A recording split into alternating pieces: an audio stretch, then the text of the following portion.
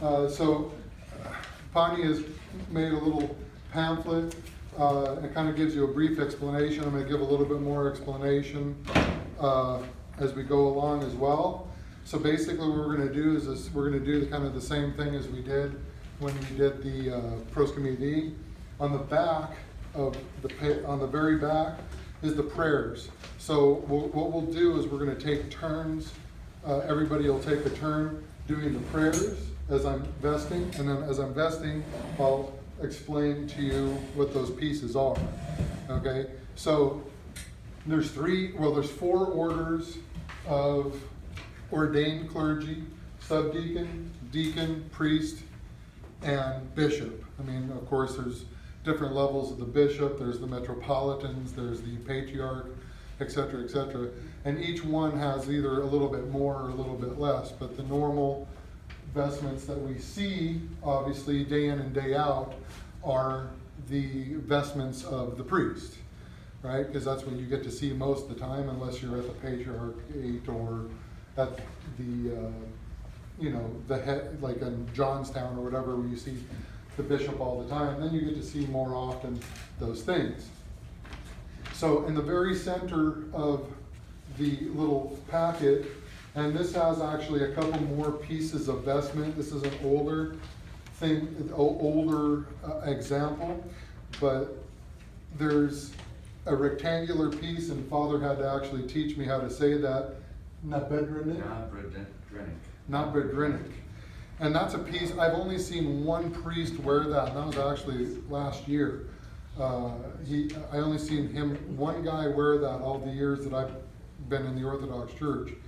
And then I also got to see at the Rocor Church a mitred priest, and Father said he's seen mitred priests as well. But typically in our archdiocese, we don't have either one of these pieces, okay? The mitre or anything else like that. So what we'll do is, like I said, we'll get started. And the first piece, and thank you very much. Okay, so blessed is our God, always now and ever, to the ages of ages. Amen. So if you want to read the first prayer, on the back it says, My soul shall rejoice in the Lord, for he has clothed me with the garment of salvation. He has clothed me with the robe of gladness as a bridegroom. He has set a crown on me, and as a bride adorns herself with jewels, so has he adorned me. All right, so typically this piece is white, okay? Some of the priests, some of the vestments even I have different colors, but typically it's normally white. And typically, again, going with the explanation of from the bulletin, it signifies a baptismal robe, all right?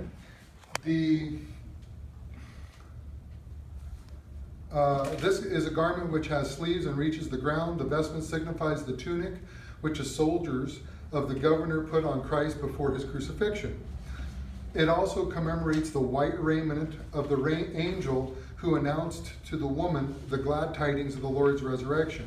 It's usually white, and the whiteness of the vestment reminds the celebrant of the spotless innocence and purity of the body and soul, which ought to adorn him at all times, but especially when he celebrates the liturgy. That is the main function of the priest, is liturgy. Of course, we do baptisms and we do other things, chrismations, funerals, things of that nature, weddings. But the typical thing is liturgy. I mean, that's most of the function that we do. And, different places, there's actually a liturgy every single day, so people get to see it every day. So that's what the first piece kind of signifies, is the baptismal. And as I said in the bulletin, I talked about the baptism and everything else like that.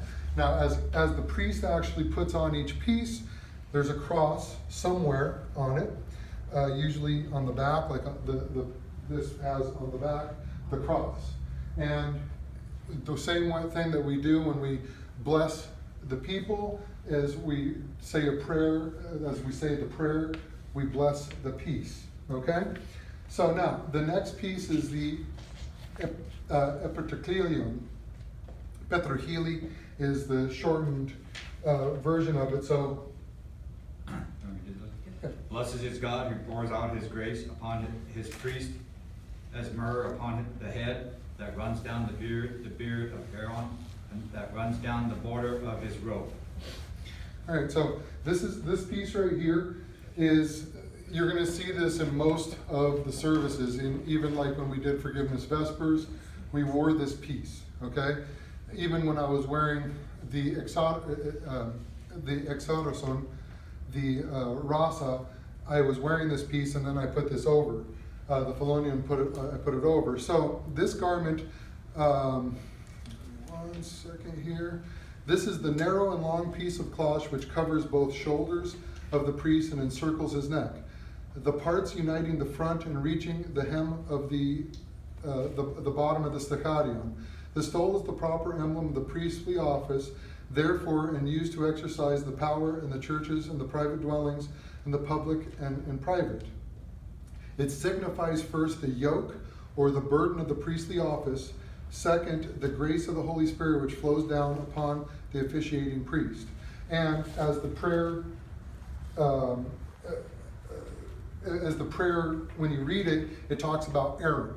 Aaron was the first priest that was selected by God, which was Moses' brother, which was of the tribe of Levi, right? He was the first priest of the tribes when they were released from Egypt. May I add something? Yes, of course. Epitracheo, what does it mean? Epitracheo. It means over the shoulder. Yeah, upon the shoulder. Upon the shoulder. Upon the shoulder, and it is the yoke, like the yoke on an oxen. Right. Or it shows the yoke that a priest has with Christ. Right. So, like Father said, we take on the burden, all right? We take on the burden of the people. And each one of the tassels here actually signifies each one of you, each one of the people that we pray for, that we have, that's under our guidance and under our, basically you become our burden, and in turn we are supposed to actually put that burden onto Christ. We're not supposed to carry that burden all by ourselves, obviously. But when we're dressed as the priest, we become Jesus Christ in front of the altar, and it signifies that we become Him. All right. So the next thing is called the Zoni, and who's next? Pani. Wait a minute, I lost my place. Okay. Blessed is God who girds me with strength and makes my way blameless. He made my feet like hinds' feet and set me secure on the heights. All right, so the next piece is the Zoni, and this kind of keeps you all together. Now also, I've written papers on it and everything. I'm not going to go into too much detail, but each piece also kind of it signifies from the book of Ephesians about the armor of God, where Paul talks about the helmet of salvation, the breastplate of righteousness, the belt of truth. So just like in the Roman times, the belt is kind of what held all the pieces together. That's again what the belt does. This vestment, which the priest fastens around the alb and the stole, is the other terms for it, facilitate his movements and attest the readiness for his service. As a man girds himself when he sets out on a journey or undertakes a task, so also the priest girds himself when he sets about his sacred ministry. Regarding his girdle is the strength of divine power, and that's when we recite the prayer, okay? So that's the next piece that gets put on of our vestments. All right, now, the next thing is called the epimanikia, which are the cuffs, all right? There's 2 cuffs, so each one has a prayer, all right? So we can go ahead, somebody do one and then the other, okay? Okay. Your right hand, O Lord, has been glorified in power. Your right hand, O Lord, has shattered your enemies. In the greatness of your majesty, you have overthrown your adversaries.